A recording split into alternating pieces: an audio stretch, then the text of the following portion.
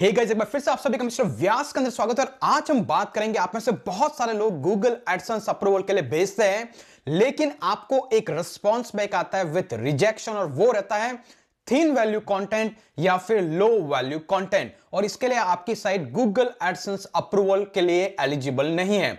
तो इसका इशू क्या है, इसको कैसे फिक्स करना है, आपकी साइट को कैसे एनालिसिस करना है, कुछ 5 पॉइंट मैं आपको बताऊंगा, जो कि मैंने बहुत सारे सपोर्ट को, बहुत सारे ब्लॉग्स को पढ़ने के बाद में मेरे एक्सपीरियंस के साथ में मुझे समझ में आया कि ये वो रीजंस हैं जिसकी वजह से ये इश्यूज आते हैं। सो अगर आपको भी गूगल एडसेंस में रिजेक्शन मिला है, इस वीडियो को अंत तक देखिएगा। वो 5 पॉइंट जो मैं डिस्कस करने वाला हूं उसको जाके चेक कीजिएगा। अगर आप ऐसा कुछ कर रहे हैं, उसको रिमूव करके रीअप्लाई के लिए भेजें, आपको अप्रूवल मिल जाएगा।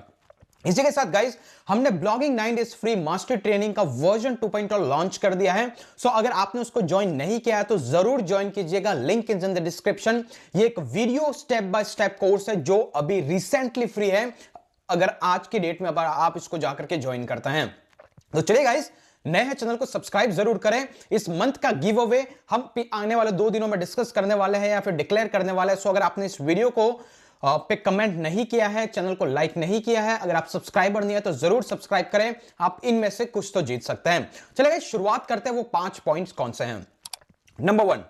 नंबर वन गाइस, जब भी आपको थीन कंटेंट या लो वैल्यू कंटेंट का एरर आता है, उसका सबसे बड़ा रीजन होता है आपकी कंटेंट की लेंथ। आइडियली लोग क्या करते हैं, उनकी साइट पे बहुत सारा content, more than 40 to 50% content ऐसा रहता है जिसकी लेंथ रहती है वो लेस देन 600 वर्ड रहती है। आपको एटलीस्ट ये मेक श्योर करना है कि आपके जो भी एग्जिस्टिंग कंटेंट है उनकी लेंथ एटलीस्ट 1000 वर्ड रखे, अगर आपको इस पर्टिकुलर इशू से बचना है। नंबर 2, जो कि मोस्ट ऑफ द टाइम्स बहुत सारे लोगों के ब्लॉग्स में मैंने जाके देखा है, और ये उन लोगों के साथ में जो एफिलिएट ब्लॉग बनाते हैं।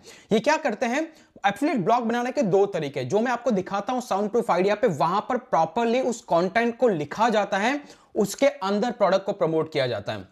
लेकिन बहुत सारे लोग क्या करते हैं, किसी प्रोडक्ट का एफिलिएट का अगर वो ब्लॉग लिखते हैं, वो उस प्रोडक्ट के बारे में थोड़ा सा इमेज लगा देते हैं, उसके लिंक प्रोडक्ट के साथ लिंक कर देते हैं, और उसके साथ में ऊपर और नीचे मुश्किल से 600 से 700 वर्ड का कंटेंट लिखते हैं। और वो भी कंटेंट कहां से, कहीं से उठा के ले आते हैं। जैसे अमेज़न के प्रोडक्ट का रिव्यू करते हैं, अमेज़न के प्रोडक्ट का जो डिस्क्रिप्शन है, एक्चुअल डिस्क्रिप्शन, उसी को उठा के लेके आते हैं, यहां पे पेस्ट कर देते हैं। सो अगर आप ऐसा थीन एफिलिएट का कंटेंट लिख रहे हैं, तब भी आपकी साइट पे आपको अप्रूवल नहीं मिलेगा। कैसे करना है मैंने बताया हुआ है आपको, प्रोज और कॉन्स, किस तरीके से कंटेंट लिखना आप जरूर लिखें, ये एक है। दूसरी इसमें क्या होती है, कभी कभी हम क्या करते हैं, कुछ ऐसे वेबसाइट्स बनाते हैं लोगों के देखने के बाद में, जहां पे हम लोग क्या करते हैं, प्रोडक्ट को बीच में सेंटर में रखते हैं, एक छोटी सी लिंक देते हैं प्रोडक्ट के लिए, जिसको अपन लैंडिंग पेजेस की तरह यूज करते हैं। अगर ऐसा कुछ आप कर रहे हैं और अप्रूवल के लिए भेज रहे हैं, तब भी आपको अप्रूवल नहीं मिलेगा।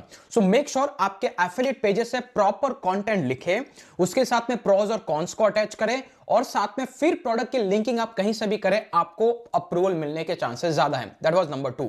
नंबर 3, इसको बोलते हैं डोरवेज पेजेस। ये पेजेस क्या होते हैं, इन पेजेस में क्या होता है, ऐसे आपने पूरा कंटेंट लिखा है, और वो कंटेंट मान लीजिए कि आप 3 टाइप की सर्विसेज ऑफर कर रहे हैं। एक है कंटेंट राइटिंग, दूसरी है ऑन पेज एसईओ, तीसरी है ऑफ पेज एसईओ, राइट। अगर आप ऐसे 3 टाइप की सर्विसेज ऑफर करते हैं, और आप क्या करते हैं, आपकी वेबसाइट बनाते हैं और ब्लॉग पे एक ही जैसा कंटेंट तीनों पेजेस पे रखते हैं, बस उसके अंदर एक एंकर टेक्स्ट अलग रहता है, वो कहीं कहीं और पे जाता है, जबकि तीनों पेजेस का कंटेंट रिलेटेड है और सेम है। ये भी लो वैल्यू कंटेंट का ही पार्ट है, इसको बोला जाता है डोरवेज पेजेस। मतलब ऐसे पेजेस जो एक तरीके से सबका कंटेंट सेम है, छोटा सा एक एंकर टेक्स्ट अलग है। अगर आपकी साइट पे ऐसे मल्टीपल पेजेस हैं, तो भी आपका कंटेंट को कभी भी अप्रूवल नहीं मिलेगा। सो मेक श्योर आप इन डोरवे पेजेस से भी अलग रहें। नंबर 4, ये सबसे इंपॉर्टेंट और मोस्ट ऑफ द इश्यूज जो सबकी साइट पे सबसे ज्यादा इश्यूज आता है गाइस, वो होता है आप डायरेक्टली स्क्रीनशॉट्स यूज करते हैं, आप डायरेक्टली मल्टीपल वीडियोस यूज करते हैं, और आपकी साइट पे डाउनलोडिंग के ऑप्शंस को लगा के रखते हैं। अगर ये 3 चीजें हैं आपकी साइट पे, तो उसको फटाफट से रिमूव कीजिए। अगर किसी का डायरेक्ट स्क्रीनशॉट आपने अटैच करके पूरी साइट को स्क्रीनशॉट से भर रखी, वहां पे कंटेंट में कुछ वैल्यू नहीं है।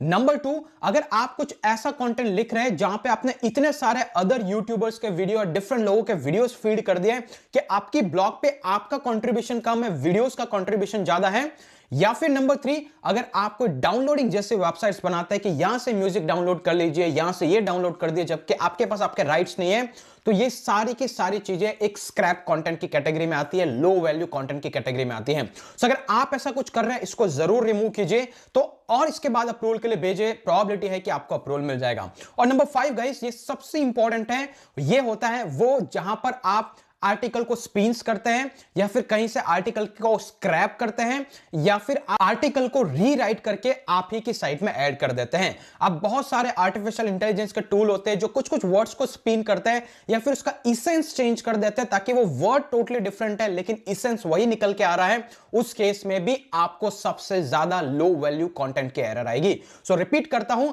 अगर आप कहीं से आर्टिकल स्पिन कर रहे हैं या फिर आप कहीं से आर्टिकल स्क्रैप कर रहे हैं, कहीं से आरएसएस फीड, जैसे बहुत सारे ऐसे ब्लॉगर्स भी जो मुझे ईमेल करके बोलते हैं कि भाई मैं ऑटो जनरेटेड कंटेंट वाली वेबसाइट बनाना चाहता हूं, वो कंटेंट ओरिजिनल तो है नहीं, कहीं और से आ रहा है। तो जब तक आप किसी भी कंटेंट के अंदर ओरिजिनल डेटा ऐड नहीं करेंगे तब तक आपको अप्रूवल नहीं मिलेगा। लेकिन यहां पे बहुत सारे लोग मुझे ये भी कमेंट करके बोलते हैं कि भाई मैंने तो कंटेंट पूरा ओरिजिनल लिखा है, फिर भी मुझे अप्रूवल क्यों नहीं मिला।